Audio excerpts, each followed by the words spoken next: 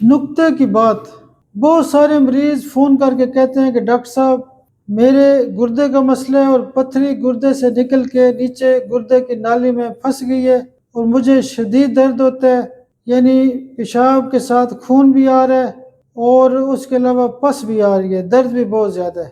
میں نے ٹیسٹ کروایا، ایکس رے KU بھی کرایا، یا کئی لوگ کہتے ہیں کہ میں نے الٹرا ساؤنڈ KU بھی کرایا ہے، اس میں بتایا گیا ہے کہ پتھری نالی کے اندر پھنسی ہوئی ہے۔